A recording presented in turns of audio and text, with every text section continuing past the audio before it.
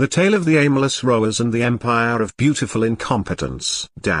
Once upon a time, in a quiet fishing village nestled along the shores of a vast and misty lake, there were 12 fishermen, each with a boat of his own. Life was simple but challenging. Each fisherman spent his days rowing aimlessly in search of the best catch. They would scatter across the lake in random directions, letting luck and hope be their guides, rarely finding success, and more often than not, returning with little more than tired arms and empty nets. Among these fishermen, one stood out not for his physical strength or cunning intelligence, but for his unwavering determination. While the others meandered without purpose, this fisherman, named Damon, decided one day to break from the usual routine.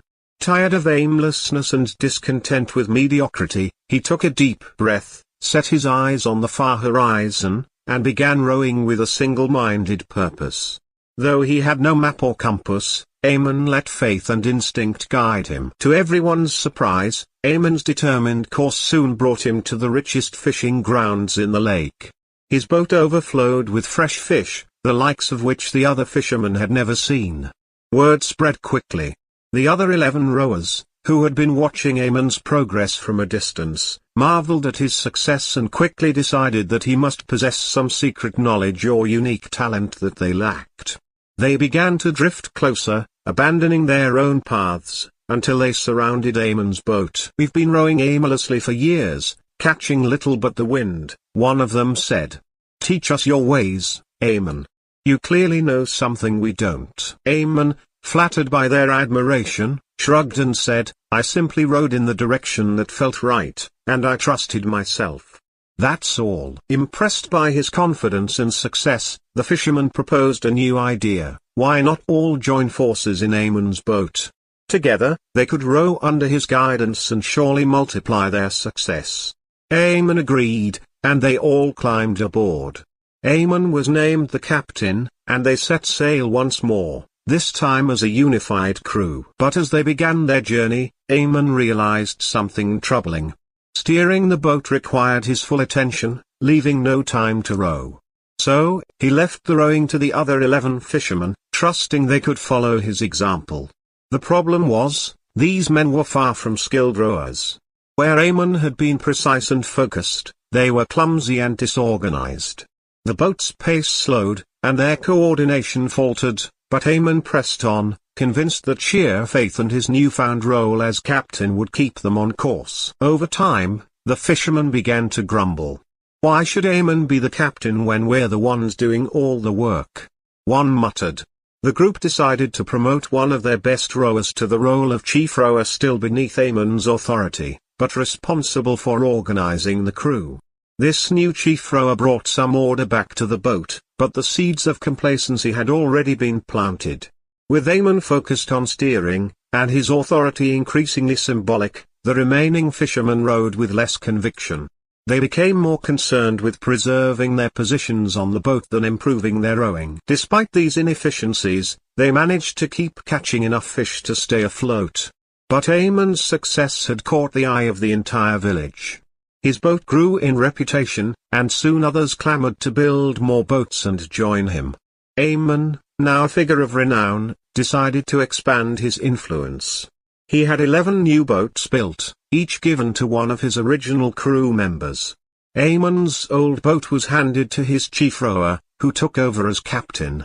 Eamon, now elevated to the title of admiral, stayed on shore, managing the fleet from the comfort of his newly built home. He no longer needed to fish, his wealth came from overseeing the operation while others did the work. Years passed, and Eamon's fleet grew prosperous. But as the empire expanded, the focus shifted from skill to wealth and status. The original rowers, now captains, each sought to solidify their positions, and instead of hiring the most skilled rowers, they recruited people based on loyalty or appearance. As a result, each boat was filled with inferior rowers, and the quality of their catch declined. Nevertheless, Eamon's fortune swelled. He had become a symbol of success no longer because of his original competence, but because of his reputation, wealth, and now, his growing family. Eamon's son, Caspian, was nothing like his father. Where Aemon had been determined and skilled in his youth, Caspian had grown up in luxury. He had never rowed a boat or cast a net, yet he was handsome, charming, and beloved by all who met him. When Aemon passed away, Caspian inherited the entire fleet and was crowned admiral, despite knowing nothing of fishing or boating. But his good looks and wealth attracted attention from far and wide, and he married a stunningly beautiful woman from another prosperous family, further cementing his status. Under Caspian's leadership, the fishing empire continued to grow, at least on paper. More boats were built, more rowers were hired, and more layers of management were added to keep everything running smoothly. But the empire was now a hollow shell. The captains, chosen more for their appearance and connections than their skill, had little knowledge of how to navigate the waters or maintain their boats. The rowers were poorly trained and relied increasingly on the machines and automated systems introduced to keep the fleet operating. The once thriving fishing grounds were overexploited and mismanaged, and the catch diminished year after year. But none of this seemed to matter. Caspian and his inner circle were too far removed from the actual operations to notice. They lived in lavish estates on the shores, throwing grand parties and enjoying the finer things in life, while the boats at sea struggled under the weight of incompetent leadership. As generations passed, the empire became an echo of its former self. The wealth remained concentrated in the hands of Caspian's descendants, who were each more beautiful and charming than the last, but increasingly clueless about the empire they inherited. The fleet, now mostly automated and run by unskilled laborers, continued to operate, but it was no longer driven by competence or innovation. Instead, it functioned as a machine that perpetuated itself through inherited wealth and privilege. The original spirit of determination, skill, and merit had long been replaced by a focus on maintaining appearances, preserving status, and protecting the illusion of success.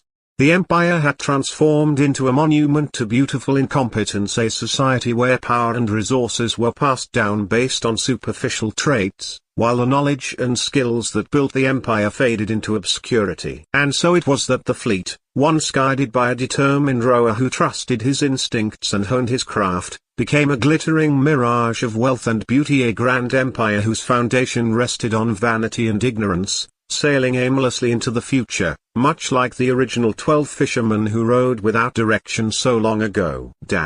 In the end, the empire's fate served as a cautionary tale.